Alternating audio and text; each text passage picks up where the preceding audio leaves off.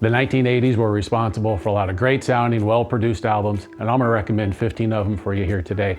I'll also give you one song to try if you want to try just one song off the album. And note that the last song on this list is my favorite song of all time to turn up loud on a great stereo. It's not my favorite song of all time. It's not even close to being my favorite song of all time. It's just my favorite to just listen to in a dark room, volume turned up, maybe a drink in my hand. We'll find out what it is. Stay tuned to the end. You'll never guess it. The song no one ever talks about. You know the artist. Let's get started.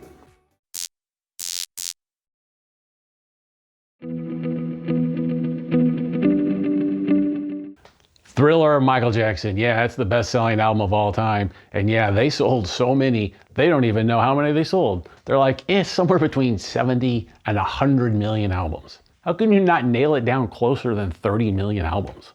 But it sounds fantastic. You may not have listened to it in a while and forgotten how good this thing sounds. If you haven't played it in a while, just turn up Billie Jean. For all you hard rock fans out there, this one sounds great. I remember this album came out in 1985. I was shocked by how good it sounded, particularly because their previous two albums didn't sound that good at all. Had great songs, but it was just the production was bad. This one, the exact opposite. Production was fantastic. It's got big drums, great sounding guitars, big sound stage. If you want to try just one song, try In My Dreams. 90210, yes. Or as most people in my generation call it, 90210. I think I had to do 3 takes before I said this one right.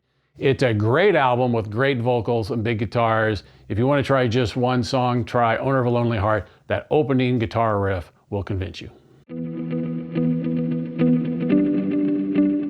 The Color of Spring, Talk Talk. Most people have forgotten this band, which is a shame. They were way ahead of their time. They're probably remembered most for the song It's My Life, which was later covered by No Doubt. That song's not on this album. But this album still is good and sounds really great. If you want to try just one song, try Life's What You Make It. So by Peter Gabriel. His earlier albums had kind of an odd production value. Here, he really hit the mark. Everything sounds deep and fantastic. Great songs as well. If you want to try one, try Mercy Street. The Night Fly by Donald Fagen. These next two artists were one half of famous duos. Here, Donald Fagen, he was one half of Steely Dan. This album is kind of sophisticated, jazzy pop music. Had a couple of radio songs on it. Didn't sound too different from what Steely Dan sounded like. If you want to try one song, try the song IGY. For the record, I have no idea what IGY stands for. I don't think it's ever even mentioned in the song. Alf by Alison Moyet. She was one half of the group Yaz that had the album Upstairs at Eric's. A very popular at the time synth dance pop album. Sounded good, but it didn't sound as good as her solo albums. This solo album sounds really good. Had a couple of radio songs on there. If you want to try one, try the song Honey for the Bees. Back in the High Life by Steve Winwood, one of Dennis Reynolds' favorite albums. It's all good. I got a Steve Winwood CD in my car. And one of mine as well. Lots of great instruments being layered throughout the whole thing. If you want to try just one song, try Higher Love. Higher Love? It's a classic. In Heat by the Romantics. Unfortunately, people only remember What I Like About You when it comes to the Romantics, but this album is great. It's got fantastic songs and the production is really good.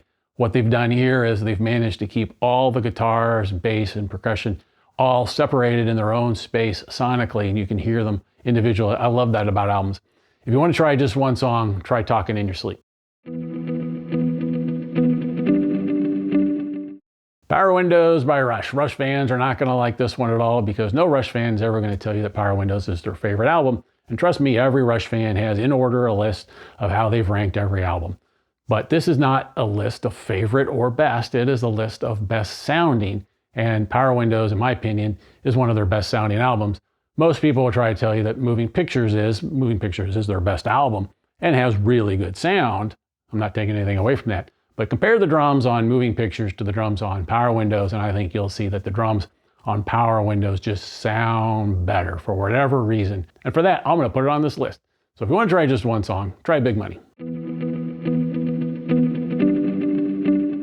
Speaking in tongues, Talking Heads. Most Talking Head albums sound fantastic. I think this one actually sounds the best out of all of them. Some songs are really sparse. Some songs are really layered and detailed. They all sound great. If you want to turn one up and sing along, try the song Swamp. If you want to sit there and reflect on life, try the song This Must Be the Place. The Seeds of Love, Tears for Fears. Not their most popular album, but their best sounding album, and that is saying something. If you don't believe me, go to the second song. It's called Badman's Song. Just listen to the drum intro. It sounds amazing.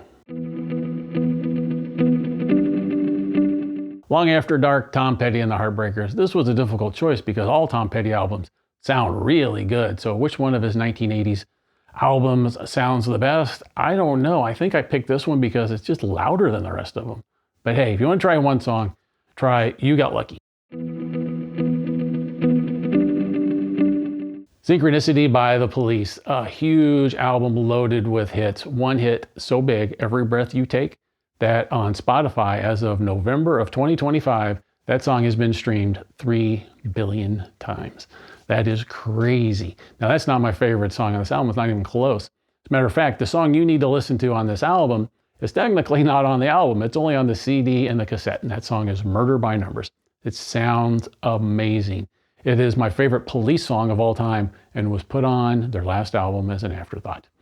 If you want a better appreciation of that song, watch an interview with Stewart Copeland, the drummer, explaining how that song was written and recorded. It will give you a better appreciation for this song. Spoiler alert, it was ad-libbed and recorded in one take. Billy Idol, Billy Idol. If you've been counting, we're at number 15. So yes, this album contains my favorite song to listen to, Turned Up. I want to first say, though, that no one talks about how good Billy Idol albums sound. All of his albums sound fantastic, every one of them. And this is his first one. He nailed it right out of the gate with just great production.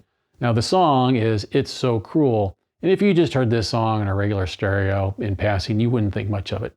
But what you want to do is you want to turn the lights down low, turn the stereo up really loud, pay attention, maybe get a drink in your hand and one or two in your stomach before. Give it a listen. You won't be disappointed.